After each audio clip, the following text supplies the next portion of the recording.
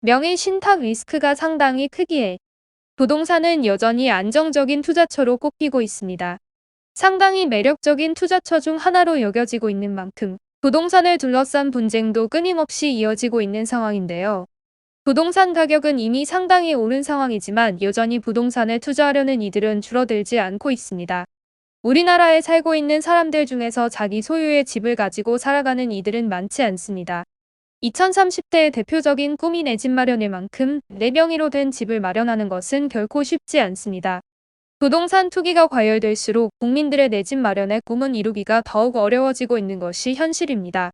이러한 현실을 정부도 자각하고 있기에 날이 갈수록 부동산 투기에 대한 규제를 강화하고 있는 상황입니다. 소유한 주택이 많을수록 높은 세금을 부과하는 것이 대표적인 부동산 규제 정책입니다. 많은 돈을 소유한 이들은 부동산에 투자를 하고 싶어도 높은 세율 때문에 투자를 망설이고 있다고 하였는데요. 정부의 규제가 강화되면서 합법적인 방법으로 부를 축적하는 데에 한계가 발생하였고, 이에 일부 사람들은 불법적인 루트를 통해 부를 축적하려는 움직임을 보이기도 합니다. 대표적인 방법으로는 부동산 명의 신탁을 예로 들 수 있습니다. 과거에는 부동산 명의 신탁을 인정했지만 1995년 부동산 실명법 시행으로 명의 신탁을 금지하고 있습니다. 그럼에도 생각보다 많은 사람들이 부동산 명의 신탁을 통하여 부동산 투기에 참여하고 있습니다. 명의 신탁이란 세금 회피 등의 이유로 부동산 등의 매매 계약을 체결하거나 타인의 명의로 자산을 매매하는 것을 말합니다. 대부분 초기에 세율을 낮추기 위해 부동산 명의 신탁을 하지만 나중에 부동산 소유권을 두고 분쟁을 겪게 되는 사례가 빈번하게 발생하고 있습니다.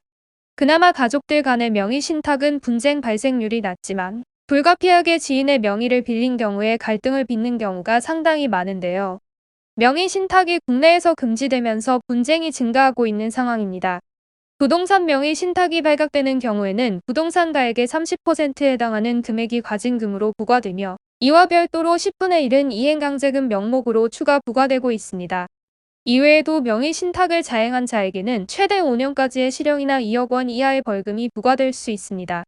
명의를 빌려준 명의수탁자 또한 범죄에 가담한 것으로 보아 법적 처벌이 내려지는데요. 명의 신탁 과정에서 명의를 빌려준 이에게는 최대 3년 아래의 실형이나 최대 1억 원까지 벌금이 부과될 수 있습니다. 아무리 가까운 사이더라도 누군가 이름만 빌리겠다고 요청을 한다면 명의 신탁은 아닌지 확인하여 처벌을 피하시길 바랍니다.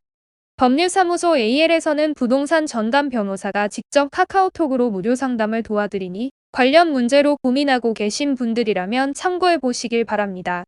명의 신탁은 조세회피를 목적으로 이루어지는 경우가 많아 조세회피 외에 다른 목적을 가지고 있지 않은 명의 신탁 행위에 대해서는 처벌이 이뤄질 수 있습니다.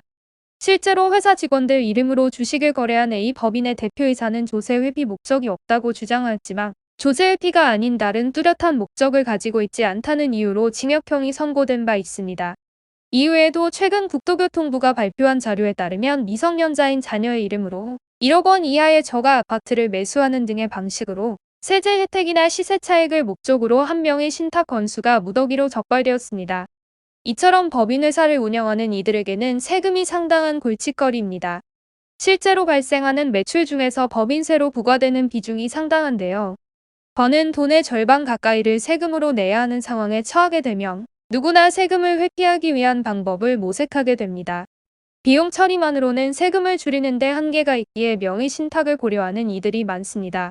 그러나 부동산 명의 신탁은 범죄로 규정하고 있으며 적발 시 상당한 벌금이 부과되거나 실형까지 선고될 수 있는 사안이기에 유의하셔야 합니다.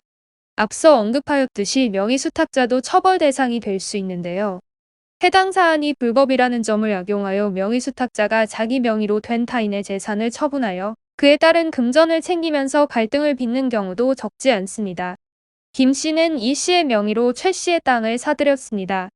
이후 명의만 넘겨받은 이 씨가 김 씨의 동의 없이 마음대로 땅을 처분하면서 문제가 발생하게 됩니다. 김 씨는 이 씨를 상대로 손해배상 청구 소송을 진행하게 되는데요. 1심과 2심에서는 부동산 명의 신탁 자체가 불법이므로 해당 계약은 무효라는 취지에서 이 씨의 행위를 불법 행위로 인정할 수 없다고 판결했습니다. 하지만 대법원의 판단은 달랐습니다. 대법원은 명의 수탁자가 신탁자의 권리를 침해할 수 있다는 것을 인지하고 있는 상황에서 신탁받은 부동산을 자기 마음대로 처분한 것은 위법행위로 고와 불법행위 책임이 성립된다며 해당 사건을 파기환송했습니다.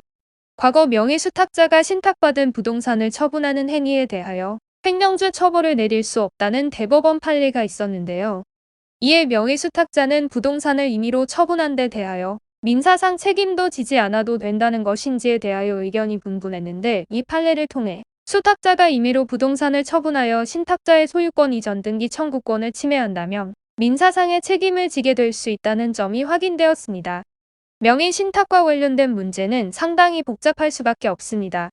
명의신탁 자체가 위법행위이기에 만약 관련 문제로 처벌위기에 놓였거나 수탁자의 임의 처분 문제로 갈등을 겪고 있다면 전문 변호사의 도움을 받아야 문제를 해결할 수 있습니다. 먼저는 부동산 전담 변호사에게 법리적 검토를 받고 대응 방향을 정하시는 것이 현명합니다. 법률사무소 AL의 변호사가 무료 상담으로 도움을 드릴 수 있으니 아래 내용을 통해 확인해 보시고 문제를 원만하게 해결해 보시길 바랍니다.